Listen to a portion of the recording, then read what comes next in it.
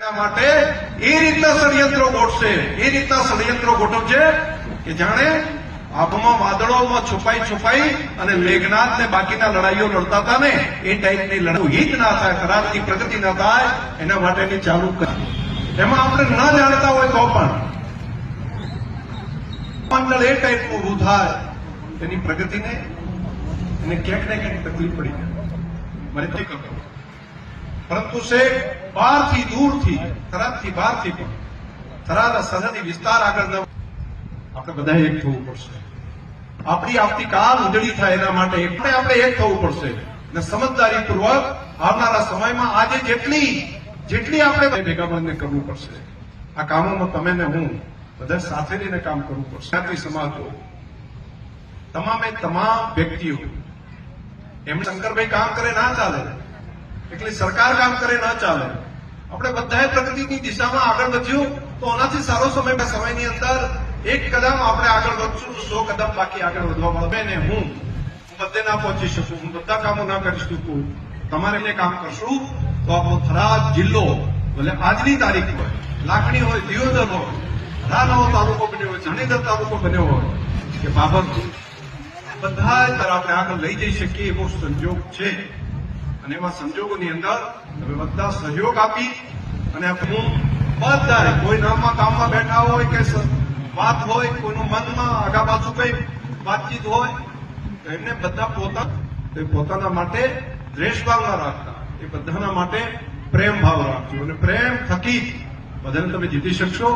મારી બધાને પ્રાર્થના, ભરોસો રાખજો, તમારા શંકરભાઈ પર ભરોસો રાખજો. હું તમારા ઉજ્જવળ ભવિષ્ય માટે મહેનત કરવામાં કોઈ કચાશતો હતો, પરંતુ હું એક્શન લઈને કામ કરીને બતાવતો અને કામ આપણે બધા ભેગા મળીને આ કામને આગળ વધારીએ. અને આજે હીરાભાઈના એમના પેટ્રોલ પંપના પ્રસંગે હું હૃદયથી અભિનંદન. હજુ તો ઘણા બધા પ્રગતિના કામો આપણે ત્યાં ચાલુ થશે અને નજીકના ભવિષ્યની અંદર આપણી હોસ્પિટલનું લોન છે. અને થોડા દિવસ પહેલા એમને જોયું છે મોદી સાહેબ માટેનો નવો ઉત્સવનો કાર્યક્રમ તમે બધાએ જોયું છે. અહીંયા 26મી જાન્યુઆરીનો કાર્યક્રમ તમે બધાએ રંગે જંગે આખા ગુજરાતનો ઝંડો, અને આ કામ માત્ર શંકરભાઈનું નથી, આપણા થરાદનું છે. આ ગૌરવ આપણા થરાદનું છે, આપણા થરાદ જિલ્લાનું છે. જેમ કે આપણા માટે રાજ્ય સરકાર હોય, કેન્દ્ર સરકાર હોય, હમણાં મોદી સાહેબ આ થરાદ જિલ્લાના આંગણે આવીને આ જ ધરતી ઉપર એરપોર્ટ અહીંયા આગળ મંજૂર થયાનું કરીને અહીંયા પ્રેમ ઉતાર્યું. અને હવે નજીકમાં જ આ થરાદ જિલ્લાની અંદર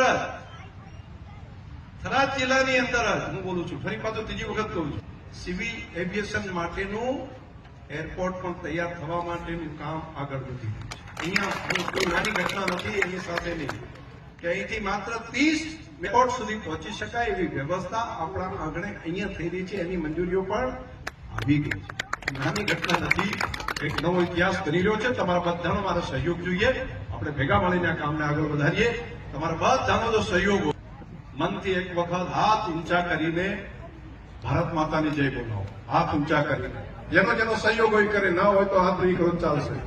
બોલો ભારત માતા કી જય, वंदे मातरम. आप बहुत अच्छा मोदी जी के लिए बोलते हैं, खूब सरस.